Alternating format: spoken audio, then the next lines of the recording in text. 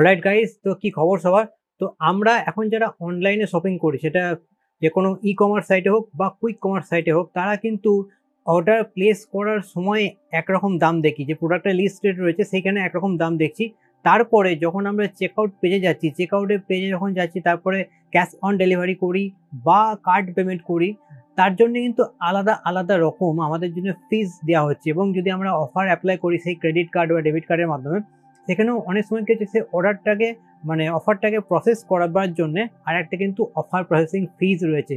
তো এইরকম যে সমস্ত ফিজ যেগুলো একদম আপফ্রন্ট পেজে দেখানো হচ্ছে না, হিডেন রাখা হচ্ছে, পরবর্তীকালে যাবার পরে সেই সমস্ত অফারগুলো অ্যাপ্লাই করা, যে সমস্ত টাকার অ্যামাউন্টগুলো রয়েছে এক্সট্রা, সেই অ্যামাউন্টগুলো অ্যাপ্লাই করা হচ্ছে। সেটা হতে পারে 100, 200, এবং ডিস্টেন্স অনুযায়ী অনেক সময় ডেলিভারি চার্জেসও কিন্তু বাড়াকমা করে। অনেক সময় বৃষ্টি পড়লে তার জন্য আলাদা রকম চার্জ বাড়াকমা করে। তো সেইগুলো কি হচ্ছে না, আমাদের ফ্রন্ট পেজে না দেখিয়ে একদম লাস্ট পেজে কিন্তু দেখানো হচ্ছে। এবং এই ক্ষেত্রে কি হচ্ছে না, যে আমরা যারা কনজিউমার রয়েছি, সেই কনজিউমার জন্য একটা কনফিউশন থেকে যাচ্ছে। দেখো, ধরা যাক যে কোনো একটা প্রোডাক্ট আমি দেখলাম কি যে কোনো একটা ওয়েবসাইটে গিয়ে, সেখানে যে এত টাকা, অর্থাৎ 100 টাকাতে যদি আমি প্রোডাক্টটা কিনি, তারপরে আমি যখন অর্ডারটা প্লেস করছি, আমার যদি মেম্বারশিপ থাকে তাহলে তো আমি ফ্রি ডেলিভারি অনেক ক্ষেত্রেই পেয়ে যাই। মেম্বারশিপ না থাকলে তখন কি হচ্ছে, ডেলিভারি ফিস চাপছে। ঠিক আছে, নর্মাল ব্যাপার। সেই ডেলিভারি ফিস যে চাপছে, সেটা কিন্তু আপফ্রন্ট আমাদের দেখানো হচ্ছে না অনেক সময়। ঠিক আছে, এক্ষেত্রে কি হচ্ছে, একদম লাস্ট পেজে তারপরে আসছে প্ল্যাটফর্ম ফি, তারপরে আসছে ক্যাশ অন ডেলিভারি ফি, তারপরে আসছে মার্কেট প্যালেস ফি। এইরকম অনেক অনেক অনেক যে সমস্ত ফিস যেগুলো আমাদের প্রথমে দেখানো হচ্ছে না, সেই সমস্ত সম্পর্কে একটা কনজিউমার যে অ্যাফেয়ার আছে, তাদের টুইটার পেজে একটা পোস্ট করেছে, যেখানে বলেছে ডার্ক প্যাটার্ন বা ড্রিপ প্রাইসিং যদি এরকম থাকে, যেমন যে ফুল অ্যামাউন্ট অফ কস্ট সেটা যদি একদম হিডেন আপফ্রন্টে না থাকে, এক্সট্রা যে সমস্ত চার্জেস রয়েছে সেটা যদি একদম লাস্টের দিকে জানানো হয়, সেখানে তোমার হতে পারে আইটেমের যে প্রাইস রইলো সেটা রইলো, তার সাথে প্যাকেটিং চার্জেস হতে পারে, তার সাথে কি হতে পারে প্ল্যাটফর্ম ফিস, ডেলিভারি চার্জেস, টোটাল করে কিন্তু সেটা একটা বিগ অ্যামাউন্ট হয়ে যাচ্ছে।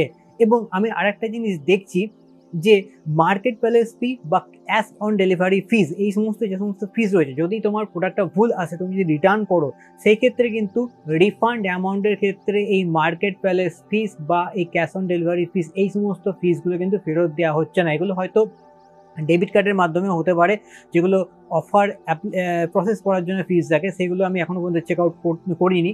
তো এইরকম ক্ষেত্রেও কিন্তু হতে পারতো। সেই ক্ষেত্রে যদি বারবার এই জিনিসটা হয়, আমি যদি অনেক বেশি অনলাইন শপিং করে থাকি এবং আমি যদি বারবার এই ধরনের ক্যাশ অন ডেলিভারিতে হোক বা অনলাইন পেমেন্ট করলে যে মার্কেট প্যালেস ফি এই ধরনের বা প্ল্যাটফর্ম ফি, এইগুলো হচ্ছে, এবং সিকিউর প্যাকেজ ফি অনেক সময় দেখানো হচ্ছে, তো এইগুলো কিন্তু ফেরত দেওয়া হচ্ছে না। তার ক্ষেত্রে কিন্তু অনেক টাকা কিন্তু অ্যাজ এ কনজিউমার তোমাদের কিন্তু লস হচ্ছে। তো এইরকম যদি তোমরা দেখো যে আপফ্রন্টে কিছু মেনশন করা হচ্ছে না, তাহলে কিন্তু তোমাদের এই কনজিউমার অ্যাফেয়ারের যে ওয়েবসাইট আছে, এবং সেখানে একটা হেল্পলাইন নাম্বার তারা দিয়েছে 1915, এই নাম্বারটায় গিয়ে তোমরা কিন্তু কমপ্লেন জানাতে পারো। এবার এক্ষেত্রে বলি যে এই কমপ্লেনটা কি অ্যাকচুয়ালি কার্যকরী হবে। দেখো, অনেক সময় কি হচ্ছে না, এই ধরনের যে কোম্পানিজগুলো রয়েছে, তারা কিন্তু বিজনেস করতে এসেছে, তারা অবশ্যই একটা না একটা লুপ হোল বার করে দেবে। যেমন যদি বলি, অনেক ওয়েবসাইট রয়েছে তারা কিন্তু নিচে লিখে দিচ্ছে যে প্রোটেক্ট প্রমিস ফি, এখানে কিন্তু একদম যে দাম রেখা রয়েছে এত টাকা, তার নিচে ছোট করে লিখে দিচ্ছে। ঠিক আছে, এবার অনেক ওয়েবসাইট রয়েছে, বিশেষ করে কুইক কমার্সগুলো, যারা একদম লাস্টের দিকে এগুলোকে রেখে দেয়।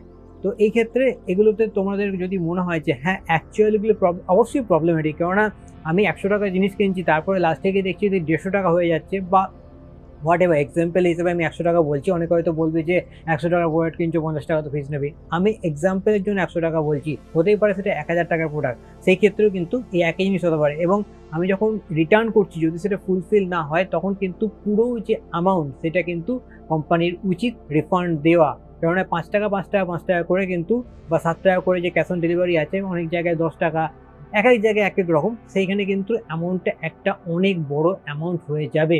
তো আজকের ভিডিওতে এইটুকু ইনফরমেশন দেওয়ার ছিল। যদি তোমরা এই ধরনের ডার্ক প্যাটার্ন ডিপ প্রাইসিংয়ের শিকার হও, তাহলে কিন্তু অবশ্যই কনজিউমার ফোরামের যে টোল ফ্রি নাম্বার আছে, সেখানে তোমাদের কমপ্লেন রেজিস্টার করতে পারো।